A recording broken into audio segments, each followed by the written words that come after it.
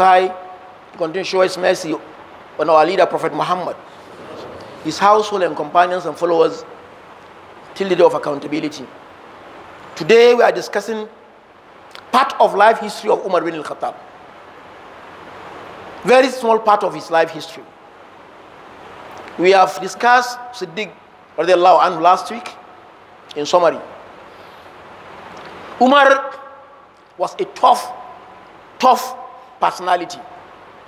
Very, very tough. Very, very tough. And Allah bless him, healthy, giant, very strong. Strong in the body, strong in the heart. Very brave. And he was among those who antagonized and fought against Islam during his time. A very serious one. Very known in Mecca.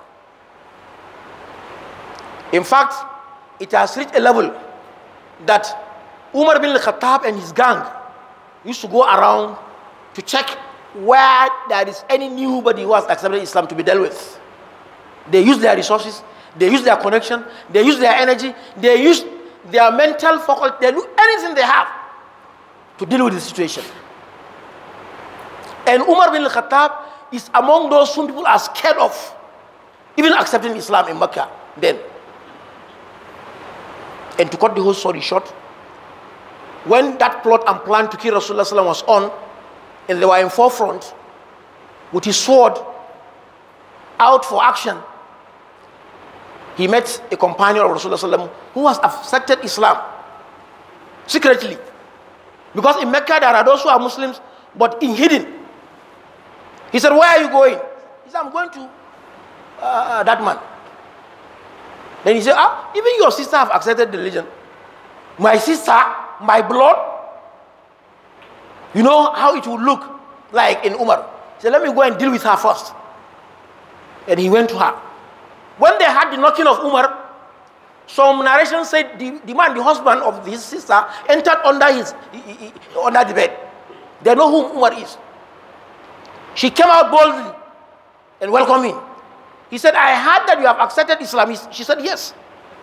Yes, I have accepted Islam."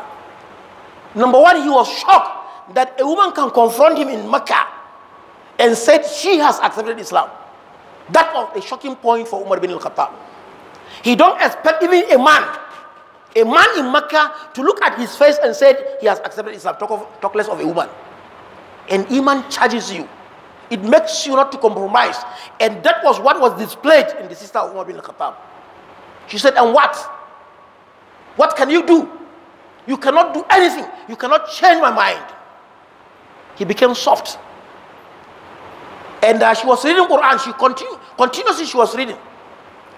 And she reached where Allah subhanahu wa ta'ala said, وَأَنَا اخْتَبْتُكَ فَاسْتَمِعْ لِمَا يُوحَى إِنَّنِي أَنَا اللَّهُ لَا إِلَهَ إِلَّا أَنَا فَاعْبُدُنِي وَأَقِمِ الصَّلَاةَ لِذِكْرِي. He was shocked. And as an Arab man who is par excellence in the language, he understood the content and the meaning. And there, the sword in his hand fell down. He has already smashed her with the sword. Blood is rushing from her face. It was said he helped in cleaning for her. Because actually he has regretted his action. And she understood from him that Umar is not the Umar she knows. Because everybody knows Umar. Talk of his sister, whom they have lived together in the same family. And he asked her of where to get Rasulullah sallam, and she knows it's for goodness. And she directed him. There and then he went to Darul Arqam, where they are doing their prayers and activities in secret. And he knocked by the door. People noticed that it's Umar's voice. It was a shocking point in Darul Arqam. Then Hamza ibn Abdul Muttalib, the uncle to Rasulullah sallallahu, just 2 years older than the Rasulullah sallallahu, but his uncle. A very brave personality. Very, very brave.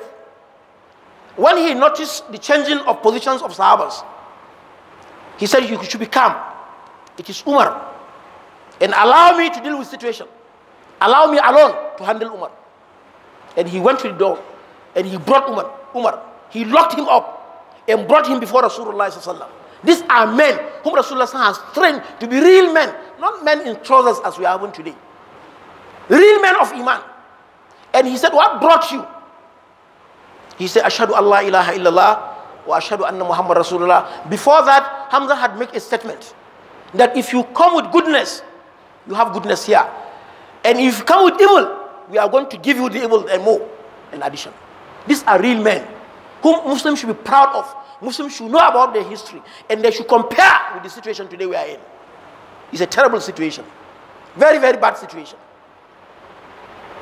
Now, it was through Umar's effort. Of course, Hamza too. They make 2 rows and walk to Haram, doing takbir. Anybody who comes out and notice that there is Umar there, he will go back and tell the family that Umar is among them. And Hamza too. That's the first time they can make takbir from Darul Arqam to the Haram. And that's why Rasulullah nicknamed him Al-Faruq that day. That's why it's Umar Al-Faruq. Not the Faruqs today we are having, which actually are just ordinary names. This is the real history. And whosoever is given this name should know. It's not an ordinary name. And don't even easily combine your name with Faruq. And of course, Siddiq too you have had. The real Siddiq. They have given their time. They have given resources. They have sacrificed what they have for Allah's sake. And you know he migrated openly. Openly Umar migrated. Even though some historians are saying no, this and that. He migrated clearly. He made an announcement in Mecca. If you want your children to be orphans, meet me behind that mountain. And your children will become orphans. He left alone, migrated to Medina. You are aware he was the second Khalifa. Sayyidina Abu Bakr endorsed him, and everybody agreed. In a consensus manner, he became the second Khalifa, and throughout his tenure, full of justice.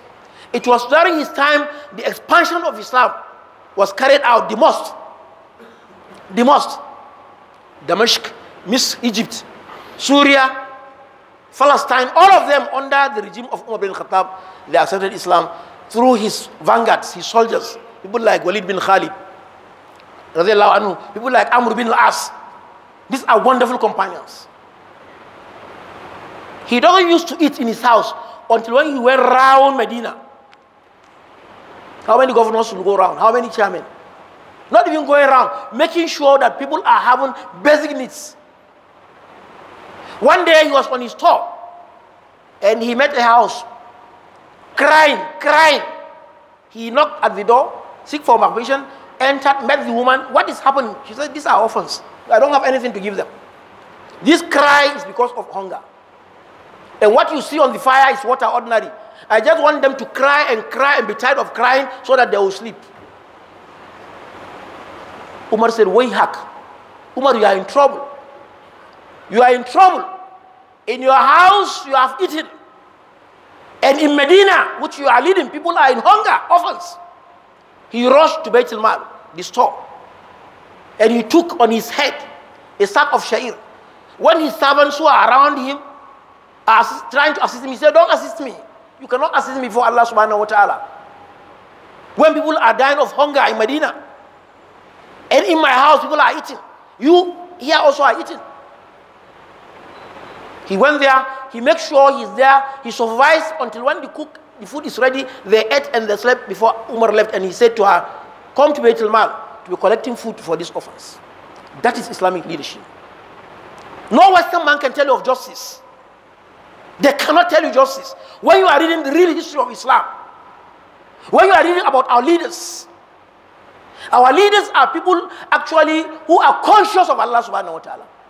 Look here in Nigeria, 250 years ago, read about Usman bin Fodio. Usman bin Fodio, the candle of the state and the candle that is his own personal one, he doesn't even mix the two. He doesn't use the candle of the state for his personal effort and his personal deeds. This is our history, a bright history for that matter. And today you see people just going about seeking for vote without even knowing whom they are as Muslims. And that's why people will look at Muslims and underrate them. When they look at your leadership, when they look at the way you live, when they look at the way we are even dealing with one another.